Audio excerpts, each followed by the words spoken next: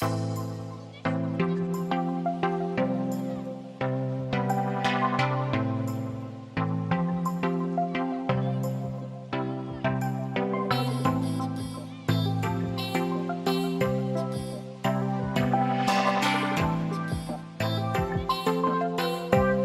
what's up guys, it's Austin here from Royal Highness Python, and in today's video I have a little mini series for you guys. It's my top 10 holdbacks of 2020. Before we get into all that cool stuff, huge shout out to Balls of DNA. Thank you for this really cool shirt, and he's definitely not slacking on the back.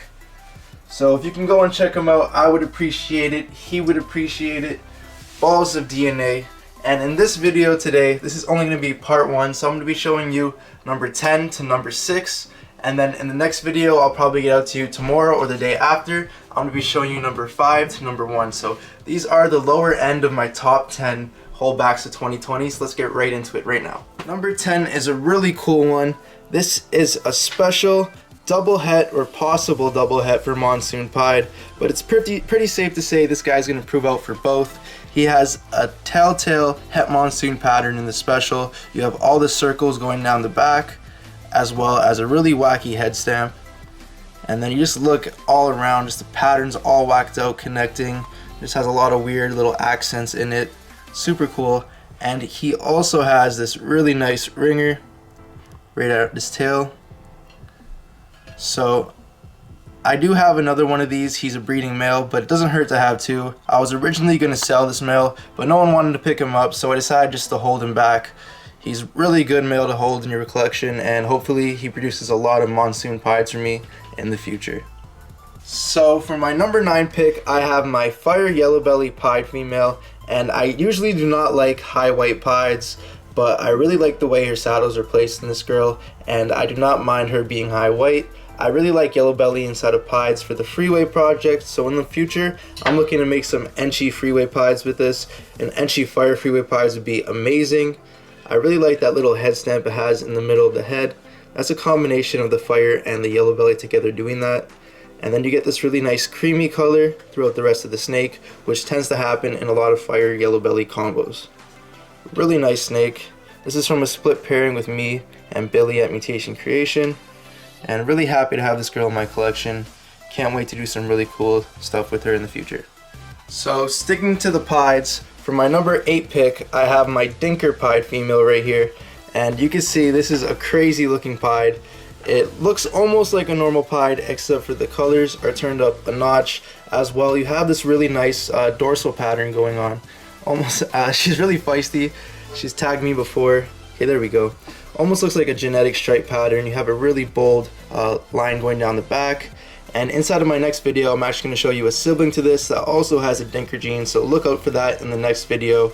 But really crazy pattern. I really like how it's all striped, as well as you get these really nice oranges, especially towards the outside of the patterning. But you still get the blacks from the pied saddles, which is really cool. So some parts you see the orange and the black together. It's just a really nice snake. Can't wait to see what the future holds for this project. Last year I did produce a pastel Dinker Pied, and she also had the same linear pattern along the dorsal, as well as a few of these clouds I like to call them, which look really cool. I think we have another one on the other side, or 2 of them. So really cool, and she's actually all grown up, so I'm going to show you her in another video where I'm going to explain my Dinker project so far, so look out for that too. And now let's go move on to the number 7 pick. So for lucky number 7 pick, I have my 2 twins I hatched this year. Lucky enough to hatch them. This is 2 Pastel Enchi Kryptons, and if you don't know what a Krypton is, it's a het cryptic and a het clown together.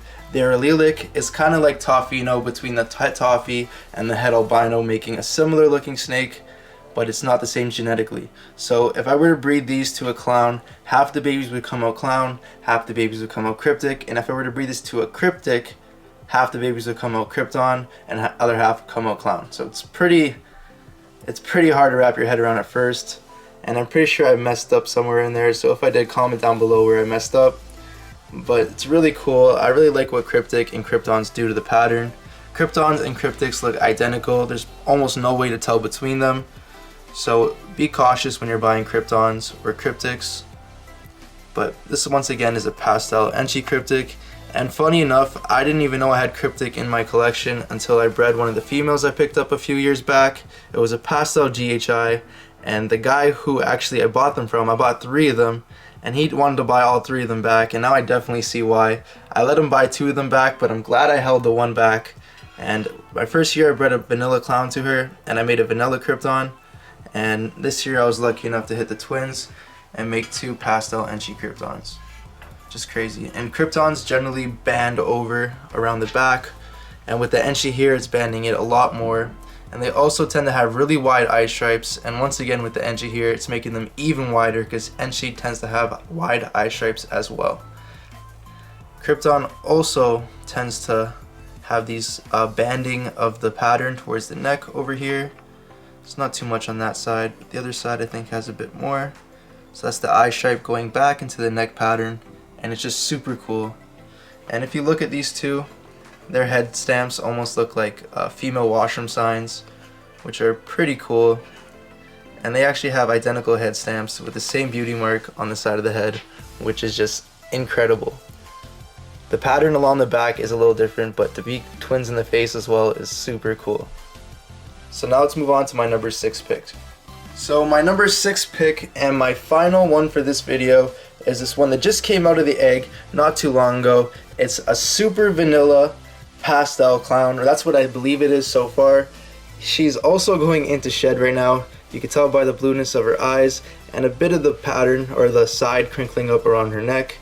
She's a lot more brighter than this usually, but she has this really nice white streak inside of her dorsal pattern bordered by those black lines. It's really cool. And she also has all this speckling along the sides of her pattern. It's just insane. And then that head just looks like someone took an eraser and just erased some of the pattern in the middle.